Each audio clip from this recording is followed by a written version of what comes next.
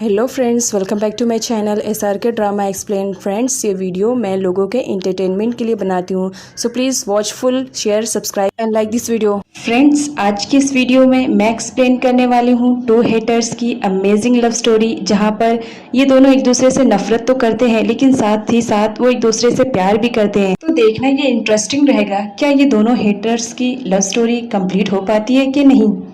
जैसा कि हमने प्रीवियस पार्ट में देखा था, अटैकर आकर मुक पर डायरेक्ट अटैक कर देता है, उसे जान से मार देने की कोशिश करता है। यहाँ पे रुत को दिखाया जाता है जो मुक को लेकर बहुत ज़्यादा परेशान रहता है, तो वो कॉल करता है बट मुक कॉल नहीं उठाती है, तो वो पिट पर कॉल करता है और उससे मुक का हाल पूछता है, जहाँ पर वो बोलता है कि मुक कॉल नहीं रिसीव कर रही है, तो मुझसे जाकर एक बार चेक कर लो। तो पिट उसके कहने पर मुक के कमरे में आती है, जहाँ पर वो देखकर हैरान रह जाती है कि वो अटैकर उसकी बहन को मारने ही वाला होता है। तो पिट यहाँ पर उसे पुश कर देती है और अपनी बहन को बचा लेती है, लेकिन वो अटैकर दोबारा से आकर मुक पे अटैक करने ही वाला रहता है। तभी वहाँ पर लायन आ जाता है और उस अटैकर और लायन के बीच ज़बरदस्त फाइट होती है। तभी यहाँ पर पीट के दिमाग में आइडिया आता है, वो फटाफट रुथ को कॉल करती है और उसे बुलाती है। यहाँ पर दिखाया जाता है जो अटैकर रहता है वो बाहर भागने की कोशिश करता है, लेकिन लायन भी उसके पीछे जाता है और उन दोनों के बीच फाइट होती है, जहाँ पर लायन उस अटैकर को मारता है, बट फिर भी वो अटैकर जैसा तैसा करके भाग जाता है। लायन के हाथ नहीं लगता है। वहाँ पर रुथ भी आया हुआ रहता है। वो पूछता है कि आखिर बात क्या है। लायन बताता है कि कोई आया था जो मुक पर अटैक कर रहा था और उसे जान से मार देने की कोशिश कर रहा था।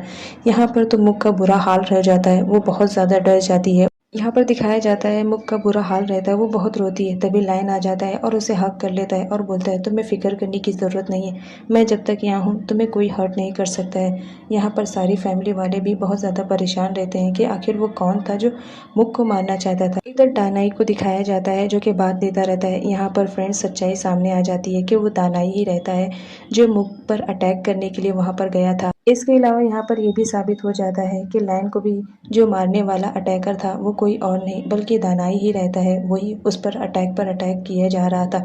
लेकिन मुक की वजह से वो हर बार उसका प्लान फेल हो जाता था। इस बात की वजह से वो मुक को ही मारना चाहता था, लेकिन यहाँ पर उसका प्लान ये भी फ्लॉप हो जाता है, वो मुक को नहीं मार पाता है। इधर लायन अटैकर के रिलेटेड मुक से बात करता रहता है, लेकिन मुक इतनी ज़्यादा डरी हुई रहती है कि उसके कोई भी क्वेश्चन का आंसर नहीं दे पाती है। जहाँ पर लायन बोलता है कि तुम्हें फ़िक्र करने की ज़रूरत नहीं है, तुम अब मेरे पास हो, तुम्हें कोई भी हर्ट नहीं कर सकता है।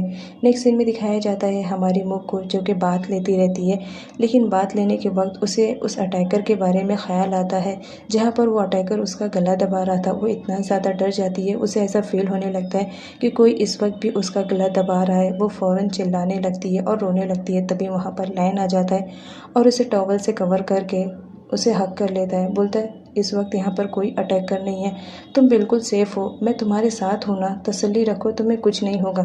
उसके बाद वो उसे बेडरूम में लेकर जाता है, जहाँ पर हमारे मुक को दिखाया जाता है वो बहुत ज़्यादा डरी हुई रहती है। वो लायन से बोलती है कि प्लीज़ मुझे छोड़कर कहीं मत जाना, कहीं फिर से वो अटैकर आ जाएगा तो फिर मैं क्या करूँगी। यहाँ पर फ्रेंड्स दिखाया जाता है लायन भी उसकी केयरिंग करता रहता है और साथ ही साथ यहाँ पर इन दोनों की एक किसिंग सीन को भी दिखाया जाता है। उसके बाद लायन रुथ के पास जाता है, जहाँ पर वो दोनों बैठकर उस किलर के रिलेटेड बात कर रहे थे ताकि वो किस तरह उसको पकड़ सके। उसके बाद वो लोग प्लान बनाते हैं उस किलर को पकड़ने के लिए। यहाँ पर दिखाया जाता है मुक के साथ पिट रुथ के घर पर उससे मिलने के लिए आई हुई रहती है। रुथ यहाँ पर चेयर खसकाता है ताकि मुक बैठे, लेकिन वहाँ पर पिट जाकर पहले ही बैठ जाती है और वो बोलती है थैंक यू फॉर चेयर। यहाँ पर दिखाया जाता है सारे लोग एक साथ जमा रहते हैं इस वजह से, ताकि वो किलर को जितनी जल्दी हो सके उतनी जल्दी पकड़ें। नेक्स्ट सीन में दिखाया जाता है हमारे मुक को, जो कि लैक से मिलने के लिए उसके ऑफिस गई हुई रहती और उसके साथ लायन भी वहाँ पर गया हुआ रहता है, जहाँ पर लैक मुक को बहुत बुरा भला बोलती है और ये भी बोलती है कि मुक ने तुमसे शादी सिर्फ पैसों के लिए की थी, क्योंकि इसकी फाइनेंशियल कंडीशन बहुत ज़्यादा ख़राब थी। तो तुम समझ सकते हो कि ये किस टाइप की लड़की है, इसे बिजनेस में इन्वॉल्व करना बेवकूफ़ी रहेगी। यहाँ पर लायन को दिखाया जाता है जो मुक के ही साइड रहता है और अपनी बहन को बोलता है कि तुम्हें गलतफहमी कुछ ना कुछ ज़रूर हुई होगी, तुम अपनी मिसअंडरस्टैंडिंग को क्लियर करो, क्योंकि मैं मुक को अच्छी तरह जानता हूँ, ये किसी भी हालत में ऐसा कोई काम नहीं करेगी। अगर इसने कोई काम ऐसा किया है तो ज़रूर कुछ ना कुछ इसकी प्रॉब्लम रही होगी।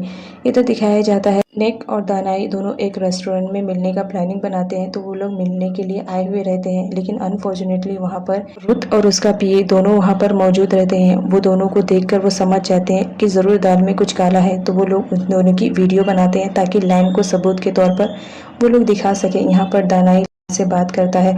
बात करने के बाद वहाँ पर नुक बोलती है कि मुझे इमरजेंसी कॉल है तो मुझे जाना पड़ेगा, जिसकी वजह से यहाँ पे नुक वहाँ से चली जाती है। तो दानाई को भी वहाँ से जाना पड़ता है। वो जाता है तभी वेटर से टक्कर लग जाती है और उसकी चोट पर वेटर का हाथ चला जाता है, जिसकी वजह से उसको पेन होने लगता है। वो वेटर को बहुत ज़्यादा चिल्लाता है क्योंकि लैन ने उसे पिछली नाइट खूब धोया था।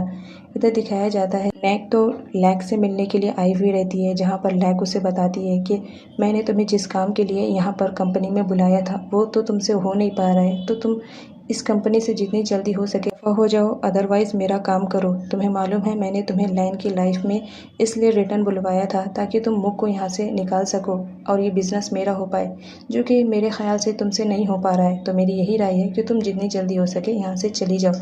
इधर रुत लैन को पूरी सच्चाई बता देता है कि नुक और दानाई के बीच में कुछ तो चल रहा है। तभी वहाँ पर नुक का कॉल आ जाता है, जिसे लैन रिसीव करता है। उस कॉल में नुक उसे अपने घर पर बुलाती है, तो वो आता है मुक को बताने के लिए। लेकिन जब वो देखता है कि मुक तो रुत से बात कर रही है और वो काफ़ी खुश लग रही है रुत के साथ बात करते हुए, तो वो उसे बताना ज़रूरी नहीं समझता है। वो आता है क्योंकि इस वक्त लैन बहुत ज़्यादा प्यार करने लगा था मुक से, लेकिन वो बताता नहीं है कि वो उससे प्यार करता है। इसलिए उसे रुत के साथ देखकर उसे बहुत ज़्यादा जेलसी फील हो जाती है। तभी उसी वक्त नुक का कॉल आता है और उसे इमरजेंसी में बुलाती है कि प्लीज़ तुम जितनी जल्दी हो सके आ जाओ, मैं तुम्हारा वेट कर रही हूँ। जिस पर लैन मना नहीं करता है और वो उस पर एग्री हो जाता है कि ठीक है तुम मेरा वेट करो, मैं अभी 2 मिनट में आ रहा हूँ। वो वहाँ मिलने के लिए जाता है नुक से। तभी पीछे से रुत आ जाता है और उसे बोलता है क्या तुम मुझ से प्यार नहीं करते हो? देखो अगर तुम मुझसे प्यार कर रहे हो तो प्लीज़ नुक के पास मत जाओ। ये बातें हमारी मुक भी सुनती रहती है, लेकिन लैन उसकी बातों को नज़रअंदाज करते हुए वहाँ से चला जाता है। यहाँ पर दिखाया जाता है कि लैन अब मुक की लाइफ में कुछ ज़्यादा प्रॉब्लम नहीं क्रिएट करना चाहता था। वो जान चुका था कि मैं जब तक मुक की लाइफ में रहूँगा मेरी वजह से उसे कोई ना कोई हर्ट करते रहेगा। इस वजह से वो वहाँ से चला जाता है, जिसकी वजह से मुक बहुत ज़्यादा अपसेट हो जाती है। रुत उसे समझाता है कि तुम फिक्र मत करो, कुछ दिनों में ठीक हो जाएगा। उसके बाद रुत बात लेता रहता है और वो लैन और मुक के बारे में सोचता रहता है कि वो दोनों तो एक दूसरे से प्यार करते हैं। अच्छा रहेगा मैं अगर उन लोग की लाइफ से हट जाऊं। तभी उसे पिट का ख्याल आता है, जहां पर उन दोनों की किसिंग सीन हुई होती है और उसके साथ बहुत सारे टाइम स्पेंड करने के बाद उसे फाइनली दिमाग में आ जाता है पिट तो उसको पसंद करती है, तो क्यों ना वो अपनी लाइफ पिट के साथ स्पेंड करे। इस वजह से वो अब पिट को डेट करना चाहता था। यहाँ पर दिखाया जाता है लैन आ जाता है नुक के पास उससे मिलने के लिए, जहाँ पर उसने डिनर की प्लानिंग की थी। लैन वहाँ पे से जाने वाला ही रहता है, तभी नुक पेट दर्द का बहाना बना देती है और बोलती है मेरे पेट में इस वक्त बहुत ज़्यादा दर्द हो रहा है, प्लीज़ मेरी मेडिसिन ले आओ और मुझे छोड़कर कहीं भी मत जाओ। लैन को ये सब रियल लगता है, तो वो नुक को उसके कमरे तक का ड्रॉप करता है और उसकी केयरिंग करता है। बोलता है तुम फिक्र मत करो, मैं यहाँ से कहीं नहीं जाऊँगा। जिस पर नुक उसका हाथ पकड़ लेती है, बोलती है मुझे बहुत अच्छा लग रहा है कि तुम मेरे साथ इस वक्त हो जब मुझे सबसे ज़्यादा तुम्हारी ज़रूरत है। चलो अच्छा रहेगा। नुक के सोने के बाद लैन भी वहीं पास में ही सो जाता है। जब मॉर्निंग में लैन की आँख खुलती है तो उसके सामने मुक दिखाई देती है। एक्चुअल में वहाँ पर मुक नहीं नुक रहती है, लेकिन लैन को ऐसा लगता है कि वहाँ पर मुक है, तो वो आँख खोलते ही मुक का नाम लेता है, जिस पर नुक चढ़ जाती है और बोलती है कि क्या तुम सच में उस मुक से प्यार करने लगे हो? देखो ऐसा कुछ भी नहीं चलेगा क्योंकि मैं तुमसे बहुत ज़्यादा प्यार करती हूँ। यहाँ पर दिखाया जाता है जैसा कि रुत ने लैन से बताया था कि नुक और दानाई के बीच में कुछ तो चक्कर चल रहा है, तो वो उसके घर में आकर कुछ इन्फॉर्मेशन जमा करने की कोशिश करता है ताकि उसके खिलाफ उसे कुछ सबूत मिले। वो घर की छानबीन तो करता है लेकिन उसे कुछ भी नहीं मिलता है। उसी वक्त वहाँ पर नुक आ जाती है, जो बोलती है कि क्या तुम ढूंढ रहे हो? लैन बहाना बनाते हुए कहता है कि मैं टावल ढूंढ रहा हूँ, तो नुक उसे टावल देती है और बोलती है कि ये यहाँ रखा है, तुमने देखा नहीं। उसके बाद यहाँ पर दिखाया जाता है कि वो दोनों ब्रेकफास्ट करते हैं, जहाँ पर नुक बोलती है कि तुम प्लीज़ मुक को डिवोर्स दे दो और आफ्टर डिवोर्स तुम मुझसे शादी कर लो। लैन उससे कुछ टाइम मांगता है। इधर दिखाया जाता है नुक और मुक दोनों एक साथ फिर से मिलते हैं, जहाँ पर लैन एक बार फिर मुक को चिढ़ाती है और उससे ये भी कहती है कि मुझे मालूम पड़ गया तुमने लैन से शादी सिर्फ अपनी फाइनेंशियल कंडीशन को सही करने के लिए किया है। तुम कितनी घटिया किस्म की लड़की हो कि लैन को इस्तेमाल करके तुम उसकी प्रॉपर्टी पर कब्जा करना चाहती हो। यहाँ पर मुक भी चुप नहीं रहती है और नेक को करारा जवाब देती है कि तुम जैसी लड़की तो इस दुनिया में सबसे घटिया किस्म की लड़की होती है जो किसी के भी हस्बैंड पर नज़र डालती रहती है। इधर मुक और लायन को दिखाया जाता है जहाँ पर वो उसके डैड से मिलने के लिए जाती है और उसे डिवोर्स के लिए बोलती है। नेक्स्ट सीन में दिखाया जाता है लायन और मुक को, जो कि दोनों डिवोर्स पेपर पे साइन करते हैं और फाइनली यहाँ पर उन दोनों का डिवोर्स हो जाता है। लेकिन इस बात से फैमिली वाले बिल्कुल खुश नहीं रहते हैं। यहाँ पर दिखाया जाता है लायन इस वजह से डिवोर्स पेपर साइन कर देता है ताकि उसकी वजह से मुक पर कोई मुसीबत ना आए, क्योंकि ऑलरेडी एक अटैकर उसको मारने की कोशिश कर चुका था। अब दोबारा सदमा वो बर्दाश्त नहीं कर सकता था, इसलिए उसने डिवोर्स पेपर पर साइन कर दिया था।